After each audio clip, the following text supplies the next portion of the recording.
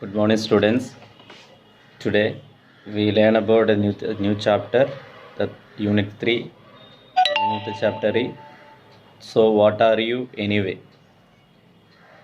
It's a chapter written by Lawrence Hill, who is a Canadian novelist, essayist, and memoirist. The story merely talks about the racism. A young girl named Carol is settled next to a couple named Henry and Betty Norton, who questioned her about her race. Carol, being a young child, doesn't understand the concept of race. So the couple ask many questions, those harass her, confuse her, or puts her into dilemma. We know racism was one of the biggest issues in the North America many years back, though we claim that racism isn't existing, yet it exists in many forms. So basically racism is a concept which differentiates people based on their race, and merely people make the differentiate each other in terms of the skin color. Okay, now let us directly get into the chapter.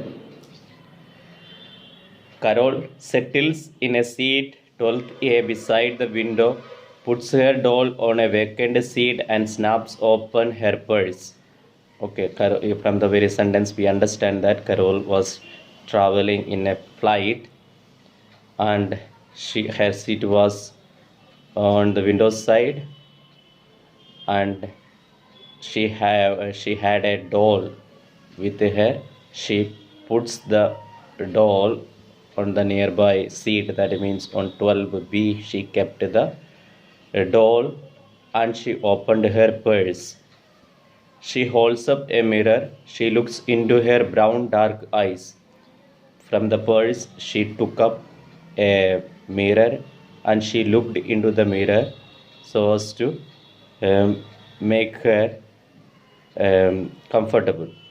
She examines her handful of freckles, which are tiny spots dotting her cheeks. Okay, definitely on her face or on her cheeks. Okay, these two parts. Okay, cheeks. She finds, or she had many spots, dark spots. She checks for pimples but finds none except the spots, dark spots. No other things she had on the cheek like pimples. Okay, there weren't any pimples on her face. Only the clear complexion that her father calls milk chocolate. Okay, she was just admiring the words of her father, who often called her milk chocolate for her color.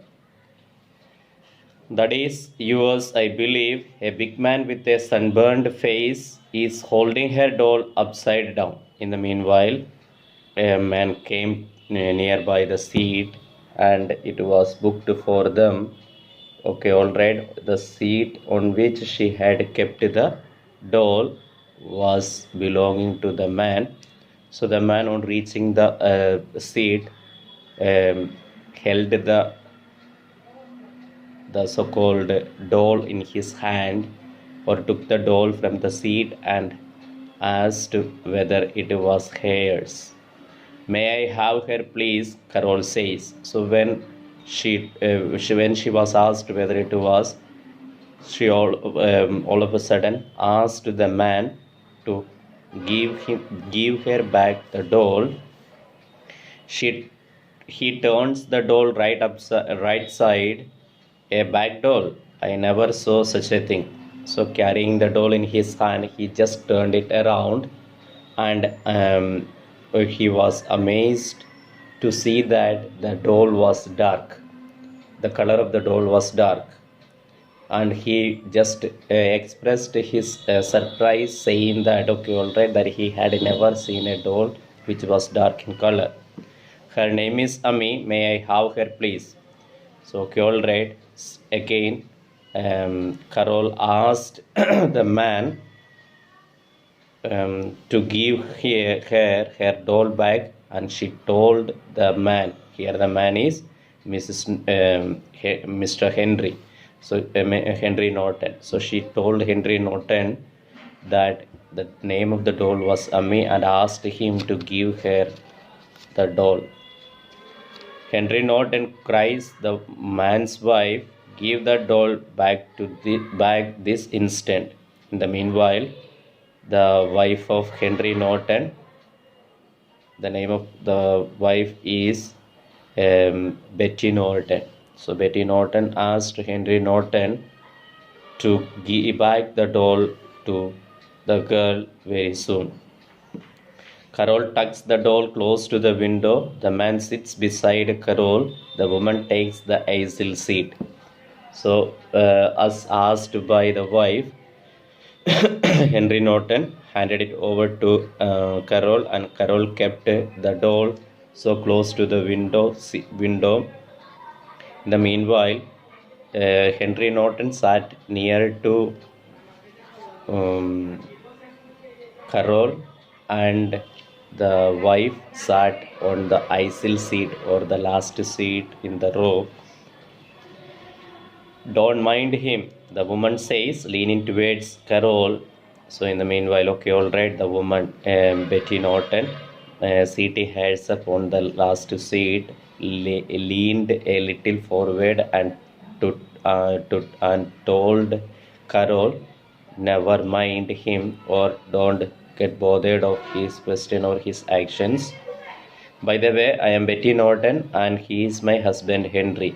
So, saying so, Betty Norton introduced herself to Carol, and she introduced herself and her husband to Carol, the young girl.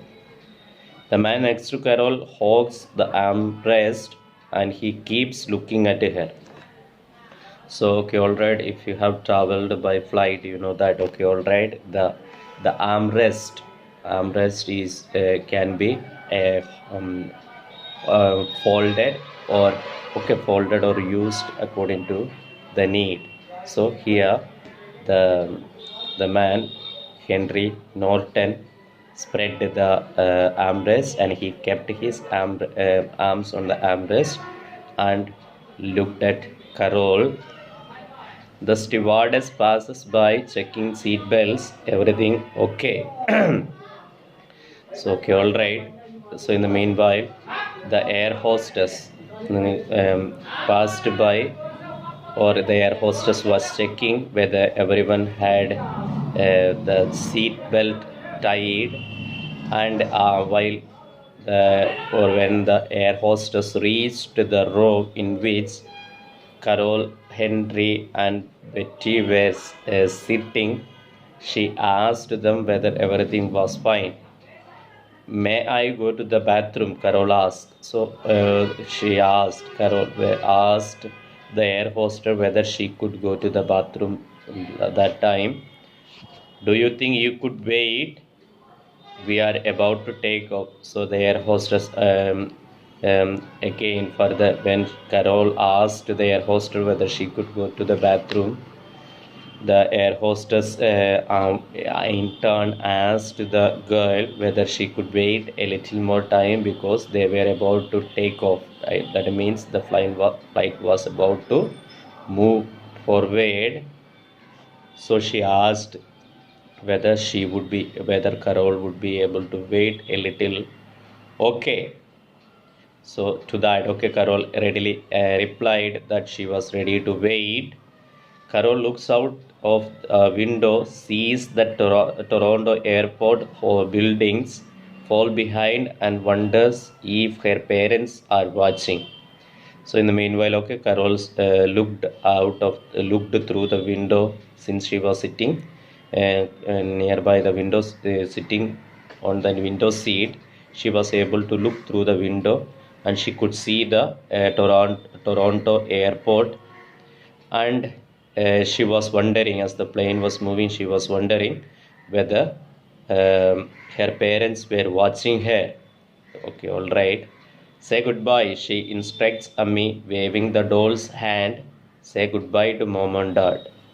So, okay, all right. In the meanwhile, she had held the doll, Ami, in her hand, and she was just holding, or she took the hands of the doll, Ami, and she asked her, as if in a gesture of okay, all right, saying goodbye. She just waved the hands of the doll and asked her to say goodbye to her dad and mom. The engine charges to life, her seat hums, the taxi down the runway. They taxi down the runway. She feels a hollowness in her stomach when they lift into the air. Okay, all right.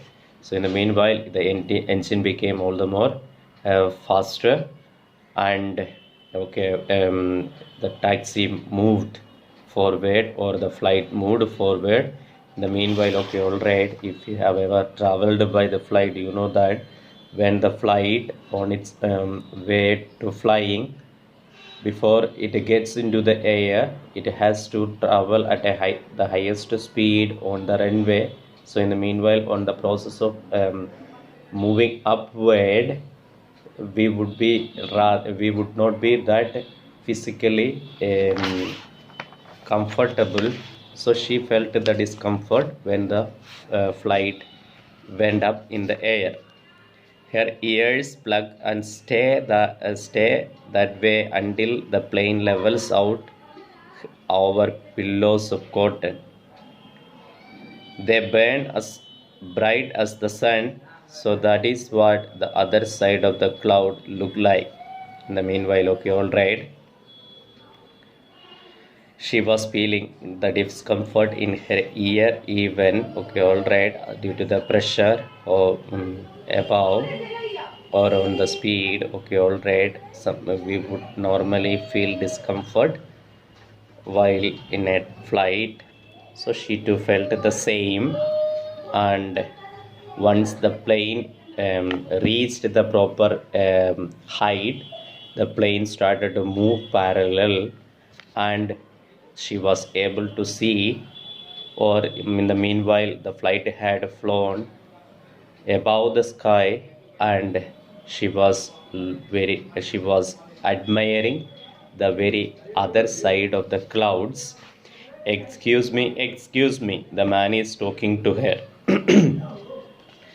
You can go to the bathroom now, you know. So in the meanwhile, okay, all right, Mr. Norton intervened and started to talk to her, and he told the young girl that she could go to the bathroom then. No, that's all right, Carol says. So she told that okay, all right, that she was in the meanwhile, okay, she was very comfortable, that she didn't want to go to the bathroom then. Traveling alone, are you? Carol swallows with difficulty. Okay, all right. So again, he asked Carol whether she was traveling alone. So, okay, all right. So the question really troubled Carol. She didn't expect such a question from anyone. Where do you live? He asked. Don Mills. Oh, really? He says. Were you born there? Okay, all right. So again, he wanted to get into conversation. So he asked her continuously the questions. So okay, all right. Again, he asked Carol where she lived. To that, she replied that she lived in Don Mills. And okay, all right. So again, on hearing that, he asked whether she was born there. To that, she replied yes. And your parents? My mother was born in Chicago and father was born in Tucson. So okay, all right. Further, he wanted to know where her parents from. So to that, she replied that her mother was from Chicago and her father was from Tucson. And you are going to visit your grandparents. She nods. Okay, all right. Again, further he asked whether she was going to visit her grandparents. And your parents let you travel alone. It's only a plane ride. I am a big girl. Further, he asked the girl the question whether her parents allowed her to travel alone. So, to that, okay, she replied that she was a big girl, or she was rather matured to travel alone, that she was able to do it by herself. The man lowers the back of his seat, chuckling. He whispers to his wife, "No." Carol hears her whisper back, "You ask her." Carol yawns, holds Ami's hand, and goes to sleep. The clinking of silverware wakens her, but she hears the man and women talking about her, so she keeps her eyes shut. So, okay, all right. In the meanwhile, when she replied to him that she was big enough to travel alone, the man really, okay, all right, kept his lowered the seat, and he was slightly laughing, or okay, all right. So that seemed to be little harassing, or mockingly he was laughing, and he told his wife um, something. To that the wife replied no. So she could hear the low talk that the couple were making. So in the meanwhile, okay, all right, Carol somehow or other wanted to get rid of the questions of the Nortons. So somehow or other she went on to sleep on her seat, and in the meanwhile some sound she could hear, and she woke up from her sleep. But when she woke up, she could hear the discussion that the couple were making. The couples were talking about Carol. So when she when she understood that they were talking about her, she did not open her eyes. She behaved as if she was sleeping. "I don't know, Henry," says the woman. "Don't ask me, ask her." So Henry was rather troubling his wife to asking questions about Carol. So to that the woman replied that she didn't know, or she asked, or Betty Norton asked Henry Norton to ask Carol about herself if he wanted to know. "I am kind of curious," he says, "aren't you?" So he told his wife that he wanted to know all about Carol because he was rather curious about. And further, he asked whether to his wife whether she was not curious about. Carol can't make out the woman's answer, but then she hears her say, "I just can't see. It's not fair to children. I don't mind them mixed, but the world isn't ready for it. They are neither one thing nor the other. Henry, wake that child and see if she wants to eat." Okay, all right. So somehow or other, Carol couldn't hear what the reply Betty Norton had given on the question whether she was curious about the girl. So, okay, all right. To that, okay, all right. But when Henry further asked, um, she means Betty told Norton that she couldn't see any difference in, and she also further told Norton that it was not the way to behave with the children, or she was not bothered about whether they were mixed means, okay, all right, belonging to different race or color of people. So she was mixed, whether she was mixed, or she never considered, or she never evaluated or underestimated anyone based on the caste, color, or creed. That was the idea of Betty Norton, but Henry Norton was quite opposite of his wife's character, and again Betty Norton further asked Henry to um, wake up the child so that she would eat something, because okay, alright, by that time it was rather a long time since they were traveling, so the woman was much concerned of the co-traveler Carol, so she wanted Henry to wake up Carol so that she would eat something. When the man taps her shoulder, Carol opens her eyes. I have to go to the bathroom, she says. So Colred, as directed by his wife Henry, just touched the shoulder of the girl and tried to wake her up. On the very first tap itself, she got up from her sleep, or she opened her eyes and told Norton that she wanted to go to the bathroom. But they are going to serve the meal. The man says, Henry, if she wants out, let her out. She is only a child. So in the meanwhile, okay, all right, Henry Norton rather warned her that the air hostess were busy in serving, or the air hostess were about to serve the meal. So it would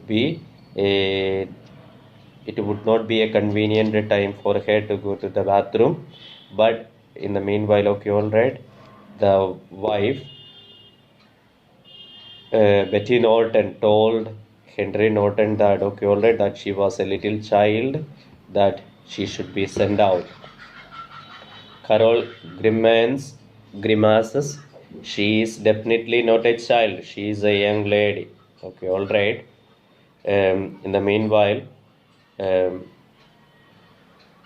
Carol really did not bother, or she just showed her indifference or hatredness by just turning her face or twisting her face. And once in the aisle, Carol realizes she has forgotten Ami. Okay, all right. So she somehow or other she just came out of the seat and she reached the pavement in the flight. So in the meanwhile, okay, all right, once she reached the pavement or the aisle or the pavement, she realized that she did not take the doll along with her. Henry Norton hands her the doll. There you go, and don't fall out of the plane now. There is a big hole down by the toilet. So okay, all right. So when she wanted the so-called doll, she just asked Henry Norton to hand it over. So as told by Henry Norton, gave her the doll Ami, and then he further tried to make fun of the girl, saying that she should be very careful while she moved towards the bathroom, because there would be a hole on the other end. So she should be very careful that she would not fall down off the flight. There is not, Carol says, there isn't any such a thing. She heads down the aisle with an eye out just in case there is a hole after all. So okay, all right, to that. Okay, the man Henry Norton was trying to make fun of the girl, saying so that there was a big hole in the flight at the other end. So still, though to that she replied that to that Carol said that okay, there was no hole, that was not the right thing to say. And still when she moved forward, or when she moved towards the toilet or the bathroom, she was rather careful whether there would be a hole. Okay, being a child, it is very easy to make fun of. So she was rather careful about. Coming out of the toilet, Carol finds the stewardess. Excuse me, miss, could I sit somewhere else? So when After, okay, all right. When she came out of the toilet or the bathroom, Carol could see the air hostess in the flight. So she told or she asked the air hostess whether she would be able to somewhere else, or she would be able to sit on another seat other than the seat that she was having.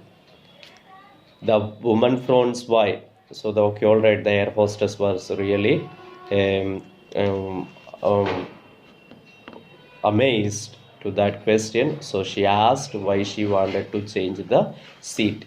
I don't like the window. Is the only reason? Well, yes. So, okay, all right. So when the air hostess asked why she wanted to change the seat, she told that she didn't want this window seat. She wanted to change the window seat. So further, the air hostess asked whether it was the only reason that she wanted to change the seat. To that, Ami replied that it was the reason. Okay, all right. So we stop for today. We will continue in the next day. Okay, goodbye.